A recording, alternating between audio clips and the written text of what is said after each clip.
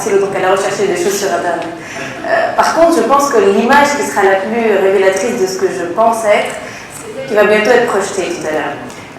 C'est un tableau que j'ai acheté et qui, je trouve, résume bien ce que vous devez rester en tant qu'entrepreneur. Je vais vous parler un peu de mon parcours, comment il a commencé. Il a commencé par, en fait, le refus des cases. Donc je me suis beaucoup retrouvée dans ce que tu disais. À chaque fois qu'on a essayé de me mettre dans une case, je me suis sentie mal, d'abord, et ensuite j'ai agi sur ça. En fait, mon parcours, ça a été que j'ai toujours été une bonne élève, donc je me passionnais de beaucoup de choses, aussi bien de français que de maths, que surtout de philosophie. On ne commence pas la philosophie à 10 ans, comme ça se passe en Angleterre. En Angleterre, ils ont des cercles de discussion, et les gens discutent, et les gens apprennent à se connaître. Parce que la qualité, en fait, de notre entreprise, ce sera la qualité de la personne qu'on va devenir. Si on devient quelqu'un de généreux, il y a beaucoup plus de chances qu'on devienne quelqu'un de généreux dans notre entreprise. On va créer quelque chose qui offre du service. Plutôt servir que se servir. Donc en fait, je voudrais partager avec vous ce tableau parce qu'il représente pour moi un peu ce qu'est ou ce que doit rester un entrepreneur. Vous voyez, quand on porte quelque chose comme ça, où on nous oublie, bon, moi je suis un peu habillée très cool aujourd'hui, mais je me suis jamais sentie très à l'aise dans les uniformes. J'ai toujours eu envie de garder ces couleurs. Et je me suis dit que plus on mettait des couleurs sur notre vie, sur notre entreprise, plus elle sera attirante, plus elle servira les gens, elle répondra à un besoin. Donc là, pour moi, ce jeune, c'est un jeune en fait qui est dans un costard-cravate, mais on sent que quand même, je ne sais pas si vous voyez, on sent quand même qu'il étouffe un peu dans ce costard-cravate. D'ailleurs, c'est la chose qu'on voit le moins. Il est un peu blanc comme ça, délavé, enfin pas... C'est pas ce qui ressort du tableau. Ce qui ressort du tableau, c'est plus les couleurs qu'il a sur son visage et dont on devine qu'il est fait de toutes ces couleurs-là.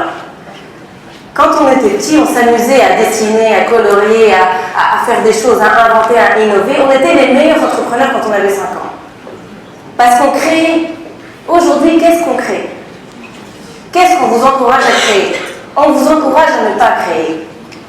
Rebellez-vous contre ça. Gardez vos couleurs parce que ce n'est que les gens qui gardent leurs couleurs qui peuvent colorer quelque chose et apporter quelque chose. Donc moi, ce que je vais vous encourager à faire, c'est vraiment essayer de prendre des risques. Dans mon parcours, j'ai pris pas mal de risques. J'ai fait une prépa, une école de commerce, je suis allée travailler dans une banque d'investissement à Londres, en finance de marché. Je ne comprenais rien à ça. J'ai bluffé pendant mon entretien à Market Coach. Je parlais à peine anglais. Mais par contre, j'ai excellé au niveau du théâtre. Vous m'avez posé des questions et moi je disais sure, of course, yeah, definitely. Mais ils avaient un accent du nord de l'Angleterre. Je les comprenais à peine. Mais j'ai été prise. Maintenant je parle très bien anglais. Pareil, j'ai aussi vécu au Mexique. Je ne parlais pas espagnol avant d'aller choisir d'aller dans le cadre de mon échange universitaire faire des études au Mexique pendant 3 mois.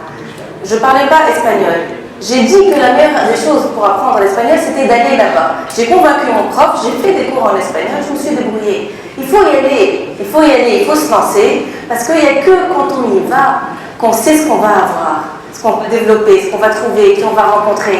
Après, on colore notre vie. Après, je suis rentrée à Tunis après mon expérience du monde, parce que finalement, ce n'était pas très intéressant, sincèrement, de voir des flux rentrer, sortir. On nous oblige, encore une fois, à nous spécialiser. On nous oblige à nous spécialiser en général. On nous oblige à ne pas être global, transversal. On nous oblige à nous mettre dans une case. Alors mon métier en finance, c'était de voir des flux rentrer d'argent, voir si ces flux-là, ils allaient améliorer ou diminuer le risque du portefeuille et les laisser sortir après. Franchement, c'était inintéressant. Donc je suis rentrée à Tunis et j'ai changé de métier. Je me suis intéressée à la corporate finance. Je suis devenue conseiller en fusion-acquisition. C'était beaucoup plus intéressant parce que c'était des secteurs réels maintenant. On conseillait des chefs d'entreprise d'investir ou d'agrandir leurs entreprises, donc on a vu plein de secteurs différents. C'était beaucoup plus intéressant. Mais quand même, je restais dans le conseil. C'est facile de conseiller quand on est assis sur une chaise, de conseiller, c'est agréable, on discute avec les plus grands chefs d'entreprise de toute la région ou du monde, et on est bien payé, hyper bien payé. mais quand même, on ne fait jamais ce qu'on dit. Je te dis de faire ça, je dis, fais-le. Et là, je me suis dit à un moment donné, ça suffit. 2011 m'a beaucoup marqué aussi, je me suis beaucoup engagée dans l'associatif et ça m'a transformée parce que ça m'a donné envie de faire les choses. Walk the talk.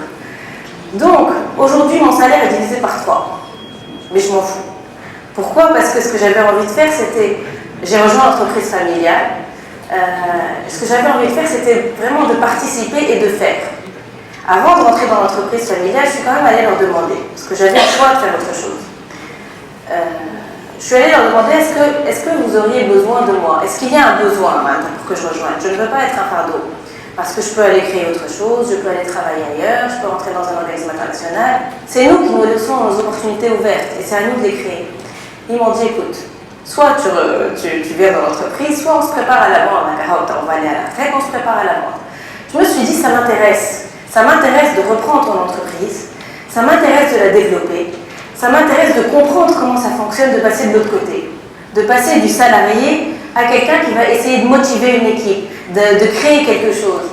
Donc, il faut prendre des risques. Il faut prendre des risques, il ne faut pas avoir peur de gagner plus, gagner moins. Ça varie, ça.